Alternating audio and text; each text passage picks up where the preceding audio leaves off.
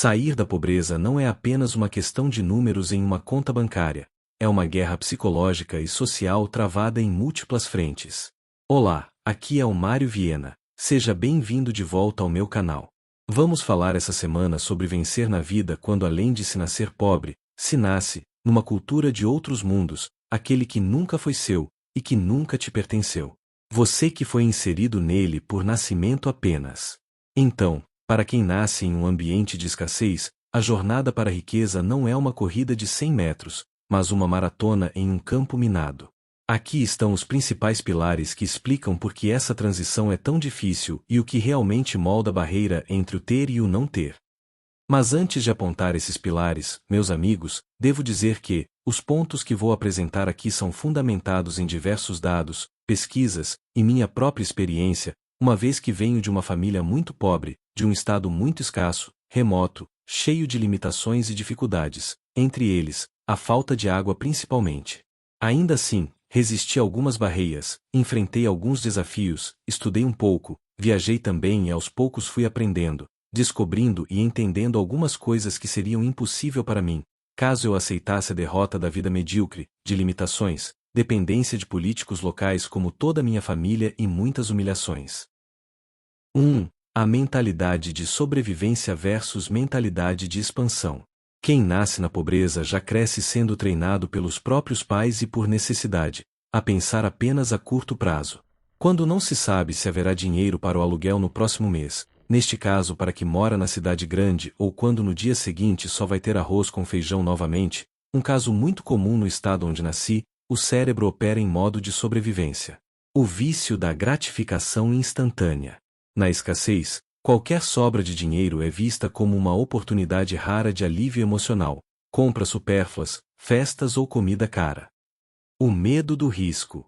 Para o rico, o risco é um cálculo, uma possibilidade aceitável e a chance de fazer melhor. Para o pobre, o risco é a ameaça de passar fome, de dar tudo errado, em resumo, de somente coisas ruins acontecer. Isso impede o investimento e o empreendedorismo, ferramentas essenciais para a criação de riqueza. Eu lembro todos os dias que minhas tias pediam para minha mãe deixar elas me levarem para a capital para eu fazer o ensino médio lá. Segundo elas, como um garoto curioso e cheio de habilidades, além de boas notas na escola, eu teria chances de sucesso, se eu terminasse os estudos, como dizem por aí, na capital, e não no meio do mato onde nem transporte tinha para os alunos. Porém, pelo medo, minha mãe nunca deixou, sempre tinha uma desculpa. Não temos dinheiro para ajudar nas despesas, a capital é longe, a capital é perigosa, lá fora não tem nada de bom, o mundo é perigoso, o mundo não tem nada a oferecer. É engraçado que todo pobre pensa assim, e triste ver, que depois de tanto tempo, meus pais ainda pensam e agem dessa maneira. 2. A influência do meio e os costumes da escassez.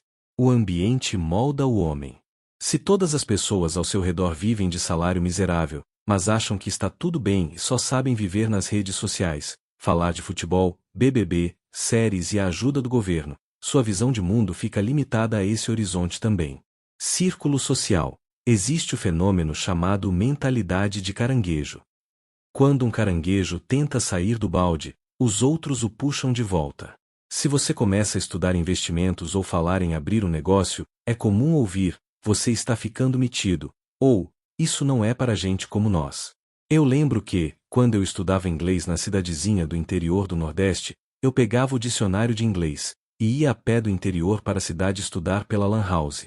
E de vez em quando, alguém fazia algum comentário idiota, tipo: tá estudando inglês para quê? Para falar com jumentos? Já ouvi comentários também que eu era um padre passando com a Bíblia na mão, neste caso era meu dicionário de inglês.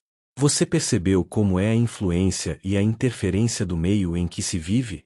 Vícios invisíveis. Não falamos apenas de substâncias, mas de vícios comportamentais, como a reclamação crônica e a terceirização da culpa.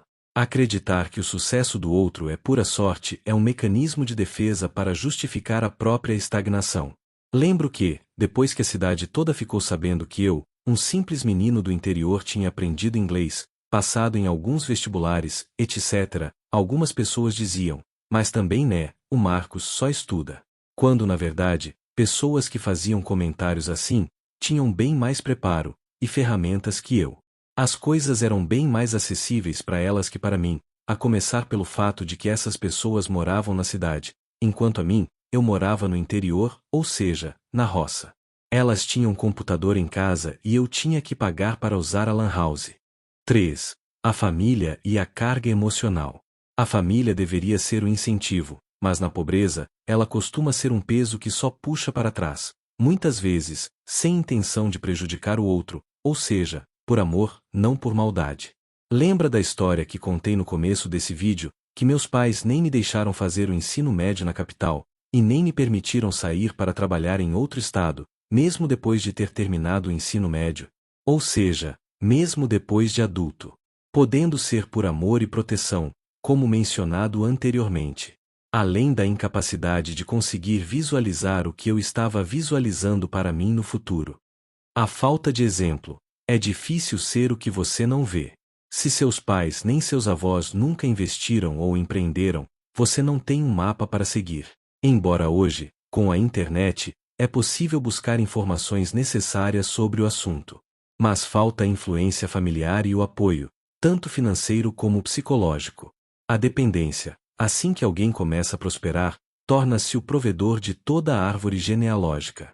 Todo mundo da família acha que você agora que teve uma melhora na condição financeira, tem o dever e a obrigação de sair ajudando todo mundo, pagar conta de todo mundo, dar dinheiro emprestado todo mundo, ir à festa de toda a família, comprar de todo mundo e ainda a ideia de que tem que viver no meio da cultura deles. Dessa forma, o peso financeiro de carregar parentes impede que o indivíduo acumule o capital necessário para dar o próximo grande salto.